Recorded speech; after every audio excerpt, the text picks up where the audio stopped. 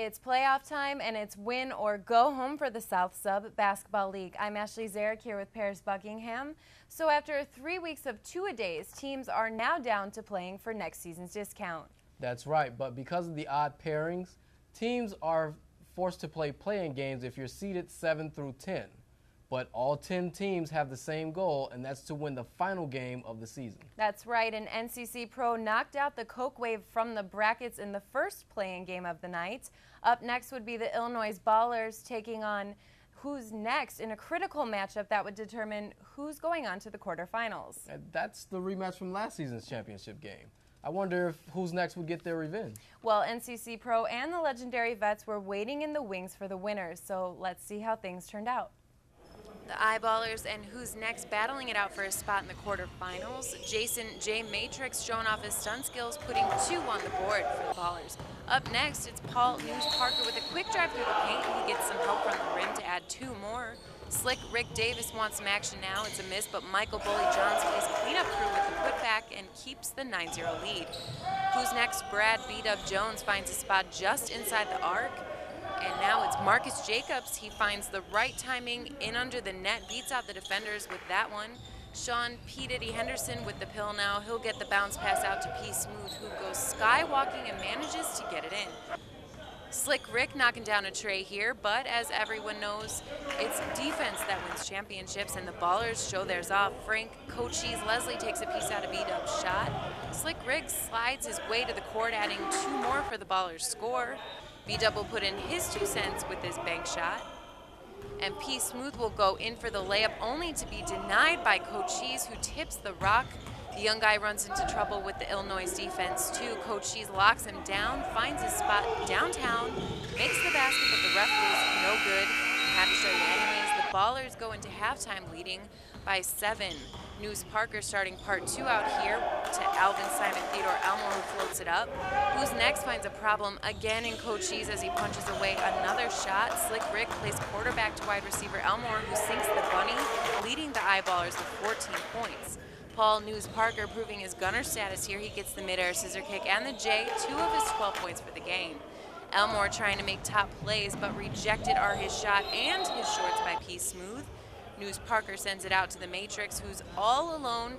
He sets his shot, sinks the tray, and with 47 seconds left, the Ballers lead by 7. The young guy is sent to the charity stripe. He misses.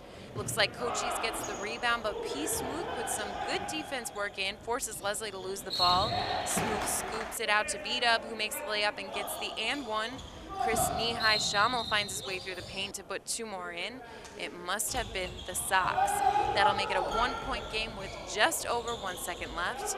Elmore will take a trip to the line. Both free throws successful. That will not leave enough time for Who's Next to catch up. Unfortunately, no free Big Macs for the spectators tonight. Eyeballers take this one 43-39. The legendary Vets and the Eyeballers held court for the 2nd time this season. In the previous matchup, the Vets held on in a close battle. This time around, the story would be a little bit different.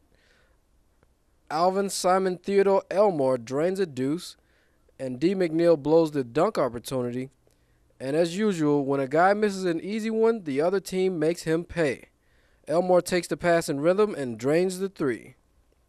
Dwight Mr. Connie was pretty much unstoppable in the first half, making all 6 of his attempts from the field.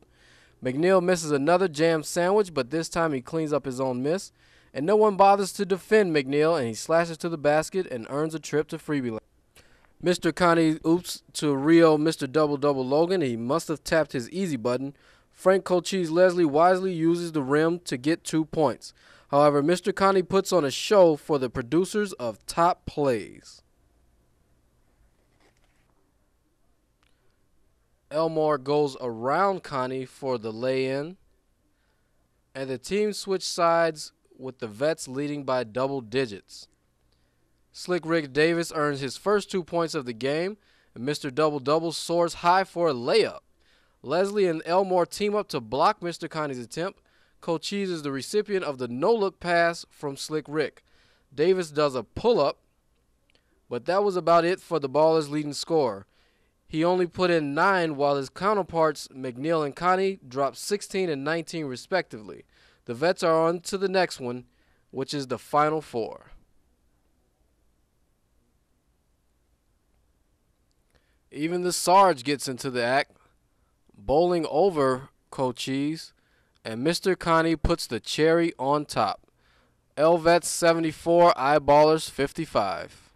NCC Pro and Too Easy haven't shared the same court since NCC took the victory in Week 2.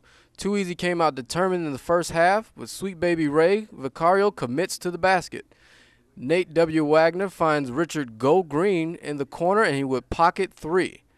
Anthony Def Jam Simmons counters Go Green one-on-one at the other end. But Go Green reminds Def Jam that this is an environmental era. Simmons finds Adam Stop Teasing knocking at the back door. W decides to pull up for 3.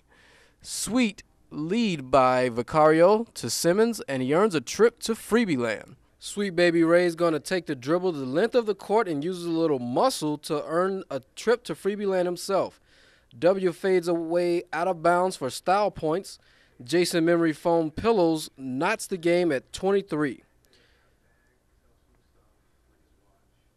Too Easy would take the lead by as much as 5, and they would do so by shooting an astonishing 55% from 3.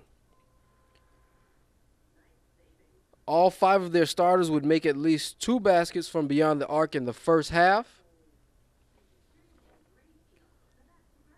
However, Stop Teasing gives the pros the lead by 3 going into the second half, where NCC would start running like they stole something.